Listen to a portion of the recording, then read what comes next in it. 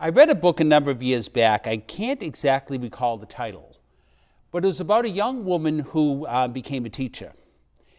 And it was always thought by the people who knew her that that would one day be her profession, because she absolutely loved school. She was the type that couldn't wait to go in the morning and was kind of disappointed when the school day came to an end. She was always very happy to give the teacher a helping hand. She loved helping her fellow students with their schoolwork. When she was at home, she often played school. So it was a kind of a natural progression that one day she was going to become a teacher herself. And she did. But she became a teacher not just because she had a great love of learning, but her life was not always easy. As a matter of fact, she had a very challenging childhood. And school was a place where she felt very much at home. And there's one particular teacher that really had an impact on her. And this teacher was the teacher in many ways that she wanted to be. But she didn't realize that when she first went into the classroom. She just went about and started doing the things that she thought that naturally should be done. She taught in the lower grades, so she would always pay a lot of attention to making sure that the room was decorated in just such a certain way. She had a classroom library full of all sorts of books, and she made sure that there was something that interested every child in the class, and would also have books and things that might lead them to other interests. She had a great love for the child who might be the underdog, but she also loved to kind of inspire the child who wanted to learn. But anytime she came to some sort of a problem or a challenge, she always thought back to what she remembered when she was a student.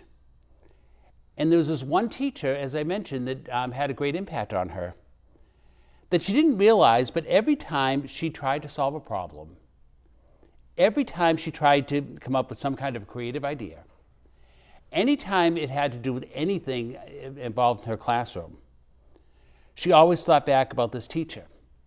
And she always used to say that what she was doing was reaching into her inner, and I don't remember the title of the book, so I don't remember the last name of the teacher. But it was this teacher's example, and this teacher's dedication, and this teacher's love that inspired her. And she hoped to have that same love for her students. She also hoped, too, that maybe some of her students might see that example, become teachers themselves, and do the same thing. And I think that if we look at our first reading today, where St. Paul is speaking to the people of Thessalonica, he's really telling them that that's what he tried to do. He tried to set for them an example so that one day, when it came time for them to be the leaders of the new church, to be the people who would spread the gospel, to be the people who would care for the needs of others, that they would remember his example. But of course, St. Paul was not just setting an example.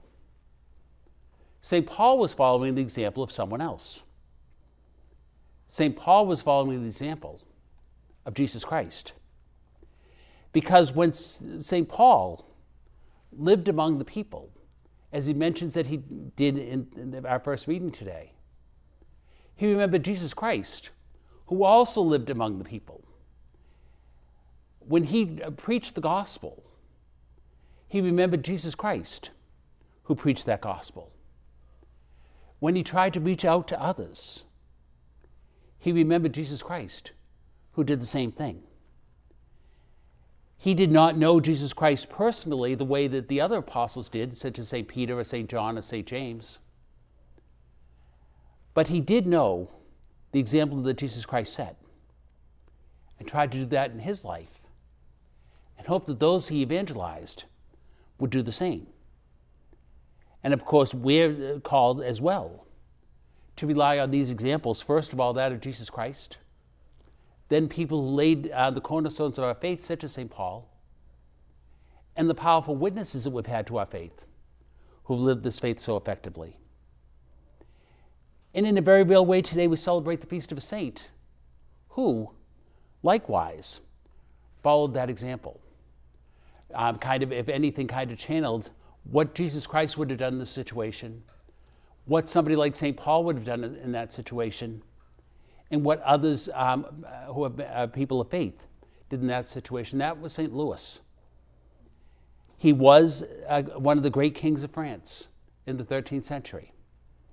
And there are many important things that he did. He was respected by his fellow leaders, was often asked to settle disputes. He was someone who loved learning. As a matter of fact, St. Thomas Aquinas, who is pictured on one of our stained glass windows here, was one of his personal friends. He also was someone who could be very diplomatic. But yet there's also other things about him. He took his prayer life very seriously. He took his commitment to the poor in a very serious way. He tried to see the best in others and tried to see the presence of Christ in them.